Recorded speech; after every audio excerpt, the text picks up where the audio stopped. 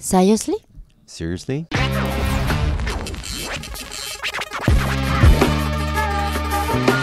Allez, ça tourne. Ah, Franck, Un ex. la belle au bois dormant. C'est lui qui est mort et qui est revenu. C'est la petite anecdote, effectivement, on a été ensemble. Je dirais pas qu'il en est mort, mais en tout cas, le personnage est mort dans la série. La frustration aidant, il est revenu. Donc voilà, comme quoi tout est permis. Je me souviens moi d'une scène avec Franck qui était on avait un peu la trouille parce que je devais lui coller un coup de boule justement. On était au Spoon à l'époque, on tournait au Spoon sur les quais. Et je rentrais dans le bar, il était en train de jacter avec toi et j'arrivais et bam, je lui mettais un coup de boule. Puis alors moi j'ai toujours peur quand il y a des scènes comme ça de conflits ou de bagarres physiques avec des mecs. Parce qu'en général les mecs ils aiment bien quand même y aller. Des excès de testostérone à la noix, mal placés on va dire. Ouais, donc des fois c'est un peu flippant. Le mec il tombe sur lui-même. Vas-y, raconte-nous une petite anecdote avec toi.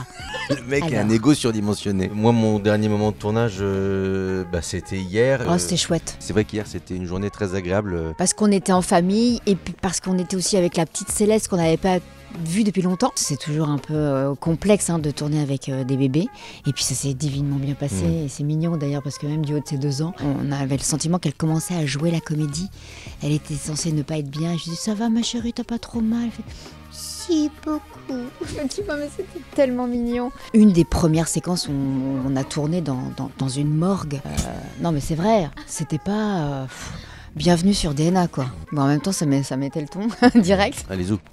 Ah, Samy. Moi j'aime beaucoup Samy. Il est là depuis le début comme nous en fait. T'as plus des anecdotes dans le privé non? Je saurais pas vous la raconter mais on avait mis en place tout un petit jeu secret quand je sortais de cette amnésie. En fait je l'avais pas trop prévenu mais en fait il arrivait à la maison de Chloé et le personnage d'Alex sortait de son amnésie. Il était venu chercher quelqu'un à la maison. Il est arrivé un peu par hasard en sonnant et moi je lui avais ouvert la porte. Un peu, tu vois, genre je le regardais, mais en même temps je le regardais, genre t'es qui, et en même temps je faisais venir des trucs genre, je crois que je te remets quoi. Il avait beaucoup ri, c'est bête, c'est des trucs d'acteur, mais bon. Allez, vas-y. C'est vrai que Ingrid, elle porte quand même la série. C'est toujours un travail agréable et constructif. Personne se tire la couverture, chacun est au service du texte et de la série. C'est des journées de travail qui sont souvent des journées calmes, apaisées, apaisantes et agréables. Et agréables, simples en fait. On a la chance de bien s'entendre. Il y a beaucoup de générosité. Et ça depuis le départ. Et du coup, c'est vraiment super agréable. Mon personnage avec Alex, c'est la séparation, parce que c'était fort. Et puis on était dans une forme de maturité avec des émotions qui étaient intenses en termes d'actrice. C'était dur parce qu'en plus on était dans une période conflictuelle et moi j'ai beaucoup de mal avec le conflit. Je sais pas trop jouer les scènes comme ça d'engueulade et tout. Et si, tu sais très bien. Et puis au bout d'un moment ça sort et du coup je suis tellement fière, il est content. Tu vois ça sort.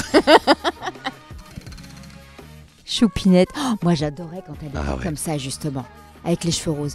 Parce que on est vraiment dans une personnalité à part, reconnaissante. C'était génial, elle était un peu plus rebelle et tout. Moi j'aimais bien cette période où elle était encore dans l'âge heureux de l'enfance, dans l'insouciance, dans le côté un peu rebelle comme tu dis. Je trouve que ça générait plus de confrontation, plus d'interaction, de conflits quoi. Tu te rappelles quand elle est revenue, hello everybody, t'as les parents qui la voient arriver les cheveux roses et oh putain, c'est quoi le délire quoi? Qu'est-ce qui se passe?